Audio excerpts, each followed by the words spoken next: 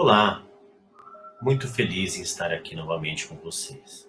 Eu sou Conrado Santos e este é o projeto da Associação Médica Espírita de São Paulo, Pílulas do livro Caminho, Verdade e Vida, de autoria espiritual de Emmanuel, psicografia de Chico Xavier. Vamos então a mais uma lição.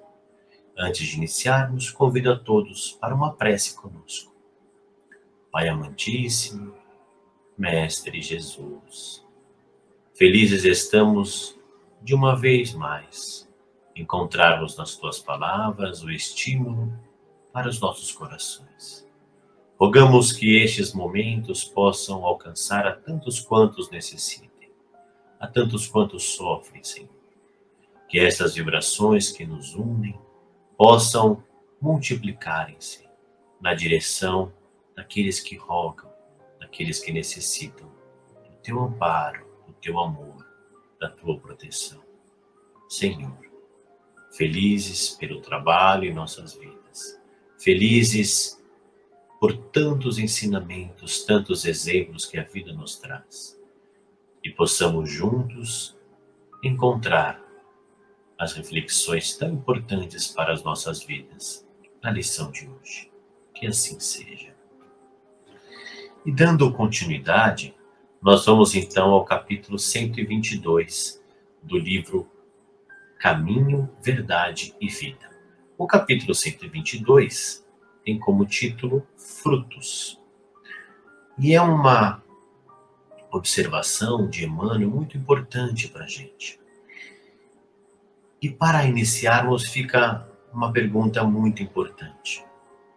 Nós temos dedicado quanto tempo para questionarmos, para muitas vezes debatermos acerca das escolhas, das atitudes alheias?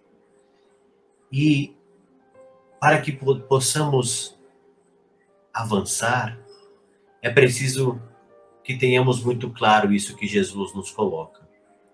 Porque às vezes nós nos sentimos levados por uma corrente de pensamento, às vezes nos dedicamos a ficarmos olhando as atitudes do outro, sem nos aprofundarmos ou sem desejarmos conhecer quem é realmente aquela pessoa.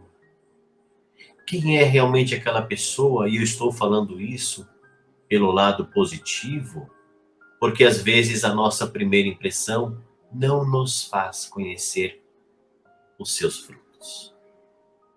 Quem pode avaliar no primeiro contato a relação com uma pessoa?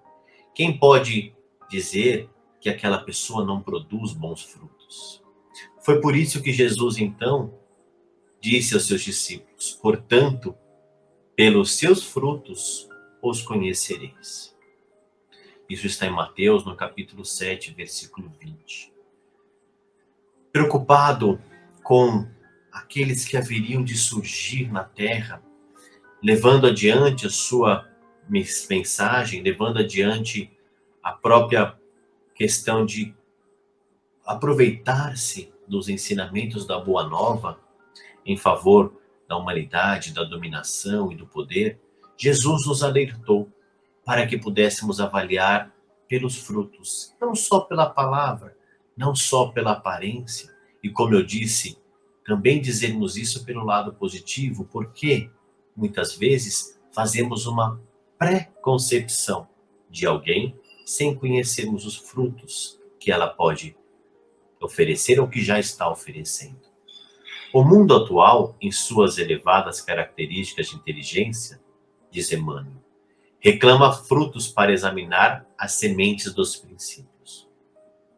O cristão, em razão disso, precisa aprender com a boa árvore que recebe os elementos da providência divina através da seiva e converte-os em utilidades para as criaturas.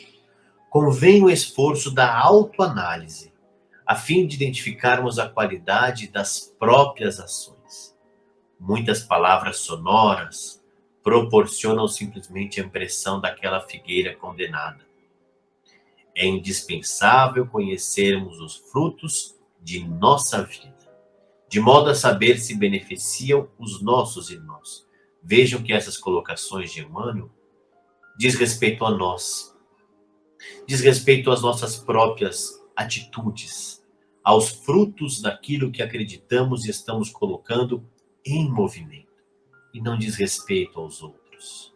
Não diz respeito a uma atitude em que não estamos dando frutos daquilo que nos foi adicionado pelo conhecimento, pelos exemplos, pelos estudos que possamos realizar.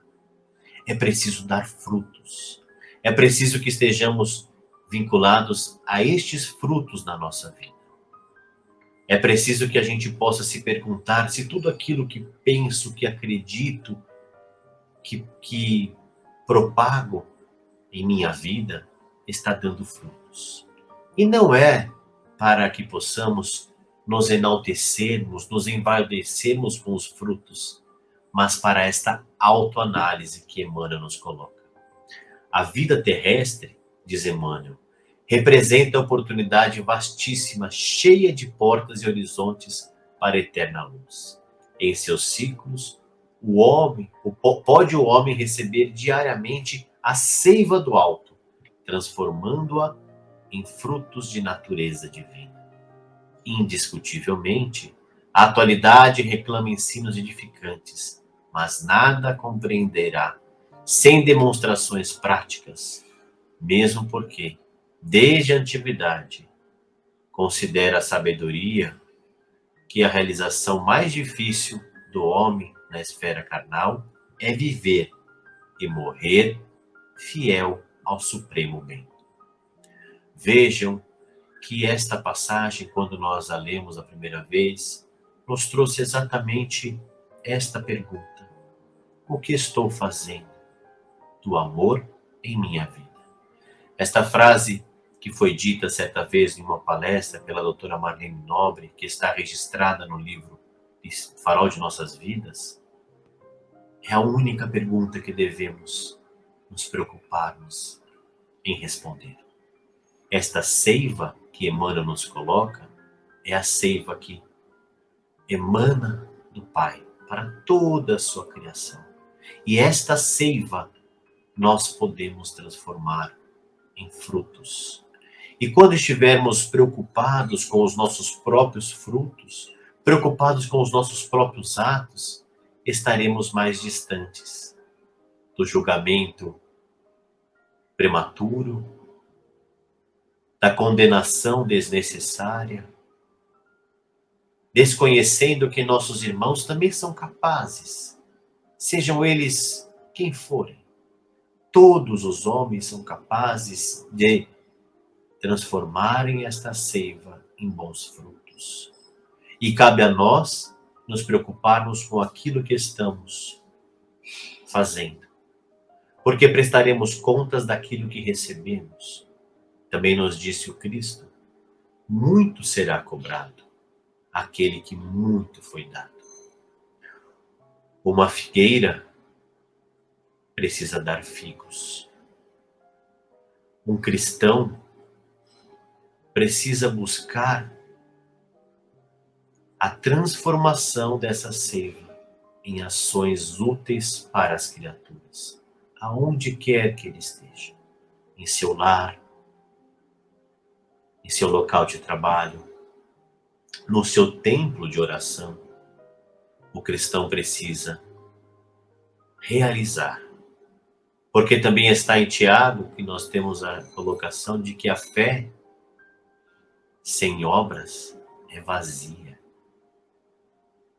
Por isso, estas palavras, às vezes estamos muito preocupados com as questões exteriores, com um belo discurso, com as pregações. Tem algo que é tão bonito que eu me lembro, que sábios, mestres, dizem que é mais importante ensinar um homem a orar do que ensinar milhares a pregarem.